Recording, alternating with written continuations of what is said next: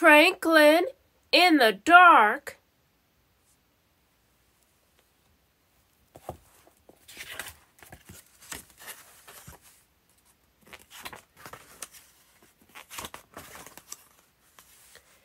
Franklin could slide down a riverbank all by himself. He could count forwards and backwards. He could even zip zippers and button buttons. But Franklin was afraid of small, dark places. And that was a problem because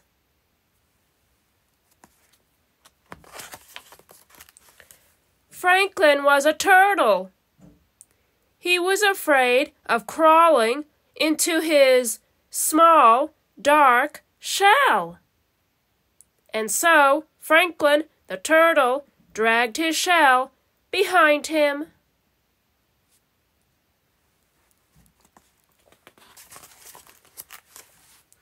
Every night, Franklin's mother would take a flashlight and shine it into his shell. "See," she would say, "there's nothing to be afraid of." She always said that.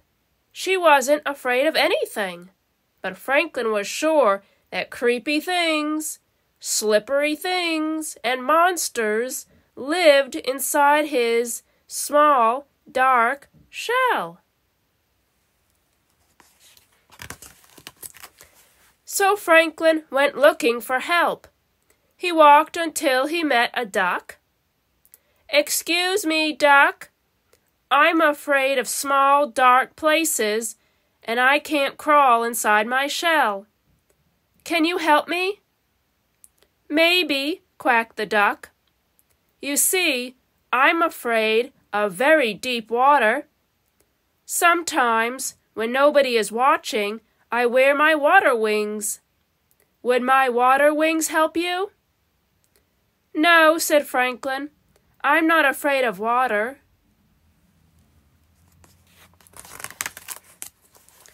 So Franklin walked and walked until he met a lion. "Excuse me, lion, I'm afraid of small, dark places, and I can't crawl inside my shell. Can you help me?" "Maybe," roared the lion. "You see, I'm afraid of great loud noises. Sometimes, when nobody is looking, I wear my earmuffs. Would my earmuffs help you?" "No," said Franklin. "I'm not afraid of great loud noises."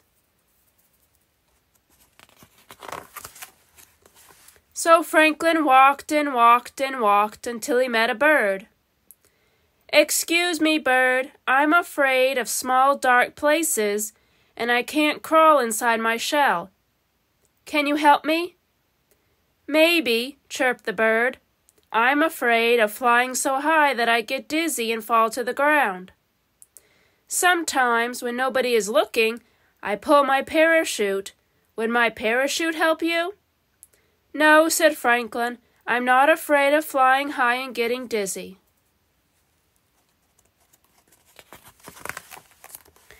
So Franklin walked and walked and walked and walked until he met a polar bear. "Excuse me, polar bear, I'm afraid of small, dark places, and I can't crawl inside my shell. Can you help me?" "Maybe," growled the bear. "You see, I'm afraid of freezing on icy cold nights. Sometimes, when nobody is looking, I wear my snowsuit to bed. Would my snowsuit help you?" "No," said Franklin. "I'm not afraid of freezing on icy cold nights." Franklin was tired and hungry. He walked and walked and walked until he met his mother. "Oh, Franklin, I was so afraid you were lost." "You were afraid? I didn't know mothers were ever afraid," said Franklin.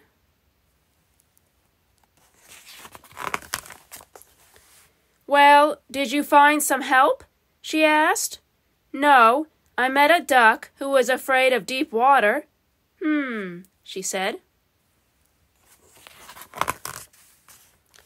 Then I met a lion who was afraid of great loud noises. Ah, she said. And then I met a bird who was afraid of falling, and a polar bear who was afraid of freezing. Oh, she said, they were all afraid of something. Said Franklin. It was getting late. Franklin was very tired and very hungry. They walked and walked until they were home.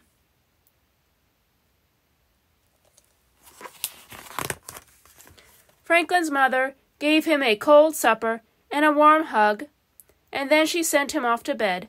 "Good night, dear," she said. Well, Franklin knew what he had to do. He crawled right inside his small, dark shell. He was sure he saw creepy things, slippery things, and a monster. But he said a brave good night.